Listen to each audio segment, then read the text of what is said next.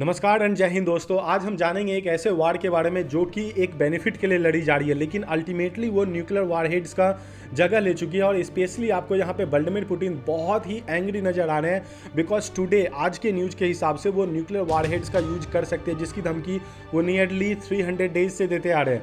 लेकिन अल्टीमेटली हम ये देखते हैं, ये जो वार चल रही है यूक्रेन के कंधे पे ऊपर बंदूक रख के, ये दो कंट्रीज़ के बीच लड़ी जा रही है, United States of America and Russia, जिसमें फ़ायदा उठा रहा है यूरोपियन यूनियन और चाइना।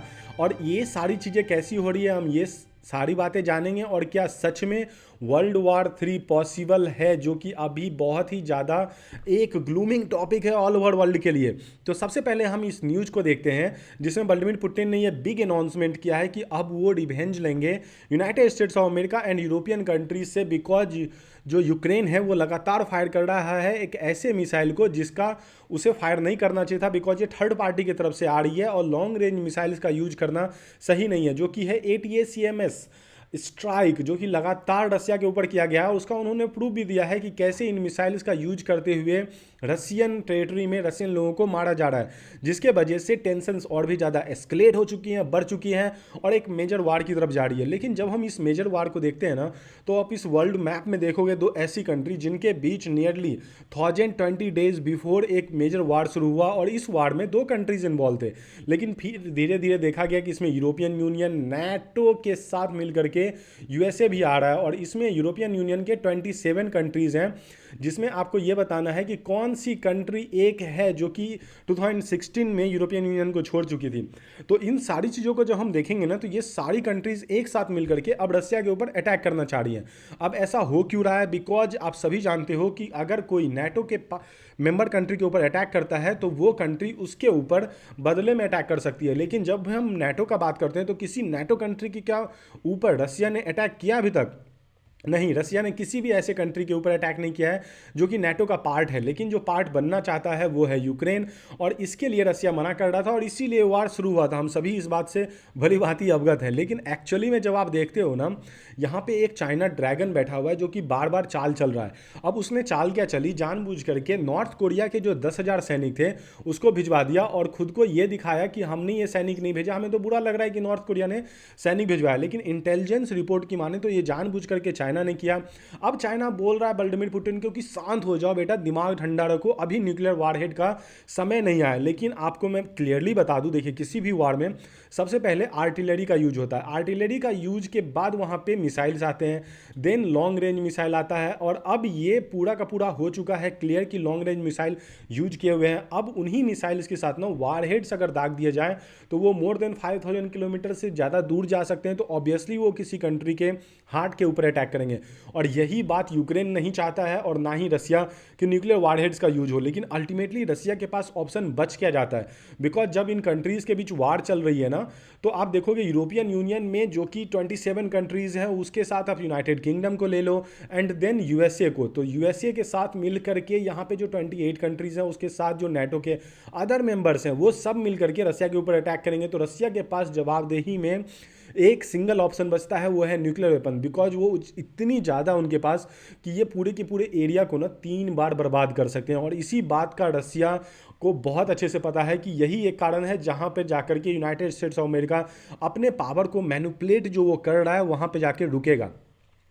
और इसी के कारण FSB जो चीफ हैं रसिया के, उन्होंने क्लियरली बोला है कि रसिया ने सारी तैयारी कर ली है न्यूक्लियर वेपन्स को, जो कि वो इकट्ठा करके एक जगह पे रख चुके हैं। बिकॉज डेंजरस जो ग्लोबल मार्केट में इलीगल वेपन्स है वो ऑलरेडी यूक्रेन को सप्लाई हुए हैं, और यूक्रेन उसके थ्रू लगातार अटैक कर रहा है, जिसके वजह से बहुत ही ज़्यादा नुकसान फ्यूचर में देखने के लिए मिलेगा यूक्रेन को, उसके साथ अदर कंट्रीज़ को भी। अब जब मैं इन लॉन्ग रेंज मिसाइल्स की बात कर रहा हूँ तो आपको बता दूँ, ये इंटर कॉन्टिनेंटल ब्लास्टिक मिसाइल होता है। क्या ये इंडिया के पास है? हाँ, हमारी कंट्री के पास है ये, और यही कारण है कि चाइना हमसे डरता है। लेकिन जब भी हम ICBM की बात करते हैं तो ये क्या यूक्रेन के पास था? बिल्कुल भी नहीं, यूक्रेन के पास इतना लॉन्ग रेंज मिसाइल नहीं था।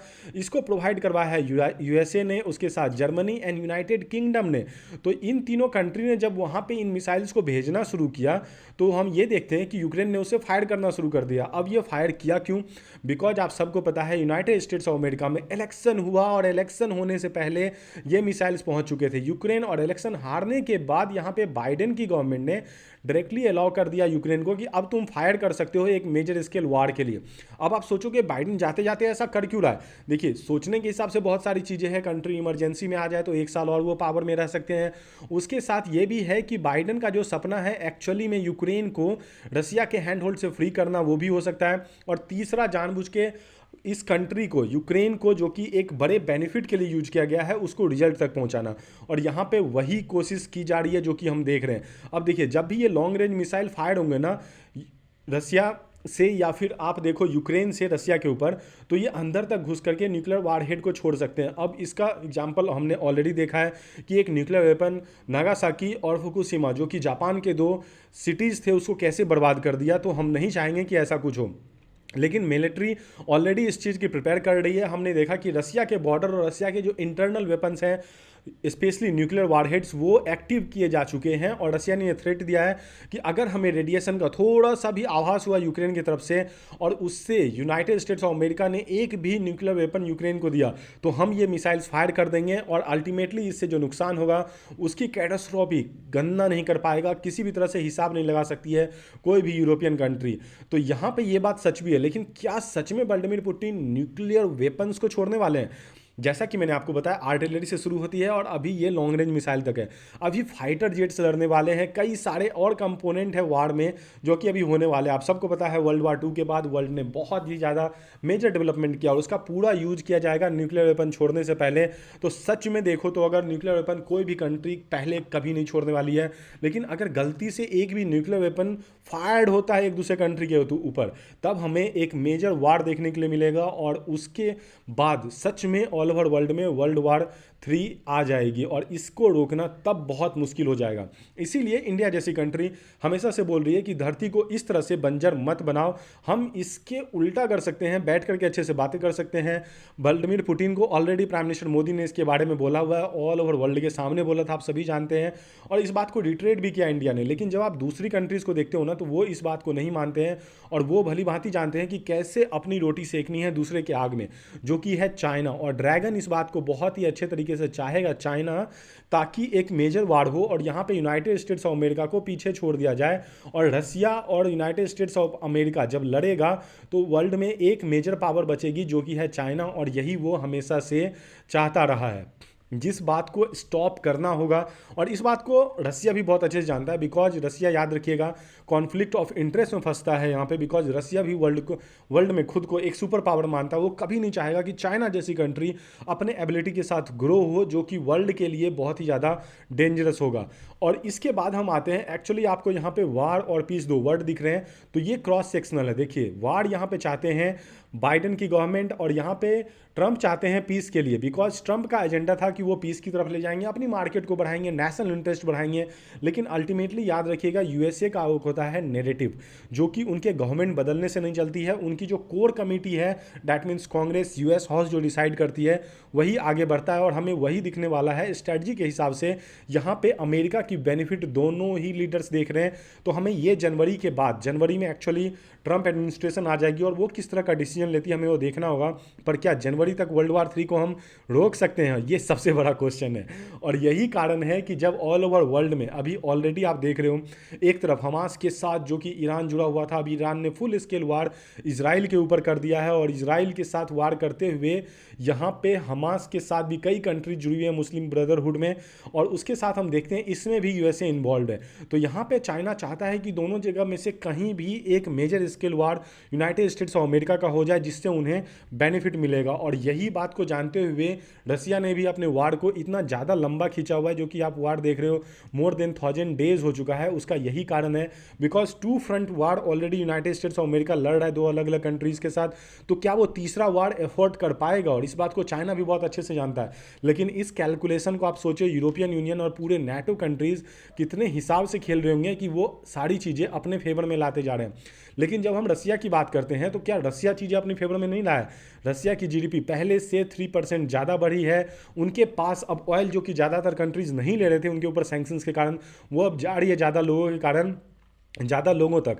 और जहाँ तक हम ट्रंप का देखते हैं तो उनके कमिटमेंट के हिसाब से उनका ये कहना है, एक ऐसा जनरल था जो कि रिटायर्ड हो चुका है, जो कि चाहता था पीस हो, वो उसे फिर से हायर करके पीस की तरफ जाएंगे। तो ये बात मुझे कुछ पच नहीं रही है, बिकॉज एक्चुअली में जो रिटायर्ड हो जाता है वो लाएंगे तो, लेकिन क्या वो एक्चुअली में वो पॉलिसी इंप्लीमेंट कर सकते हैं जब ऑलरेडी आप लॉन्ग रेंज मिसाइल्स फायर कर चुके हो। तो यही कारण है जिसके वजह से आपको एक ऑस्ट्रेलिया के बिशप दिखेंगे जिन्होंने ऑल ओवर वर्ल्ड के आगे आकर के बोला कि एक्चुअली हम वर्ल्ड वॉर 3 को बहुत ही जल्दी देखेंगे। उन्होंने प्रिडिक्ट किया है कि ऐसा हो सकता है, और उनके इस प्रिडिक्शन के हिसाब से क्या हो सकता है आप उस चीज़ को सुनना जरूर चाहेंगे कि 1/3 ऑफ पॉपुलेशन जो है ना एक्चुअली वाइप आउट हो जाएगा, और जिसके वजह से हमें ऑल ओवर वर्ल्ड में बस एक चीज़ देखने के लिए मिलेगी, 1/3 ऑफ पॉपुलेशन जो कि जीना नहीं चाहेंगे। तो इस तरह की बातें इन्होंने बोला है, तो देखते हैं इनके प्रिडिक्शन गलत होनी चाहिए हमारे हिसाब से, हम सब के हिसाब से। तो आगे क्या होता है, आगे इसके ऊपर जो भी न्यूज़ आएगा मैं आपके सामने लेके चलाऊंगा। तब तक के लिए thank you for watching, keep striving for knowledge.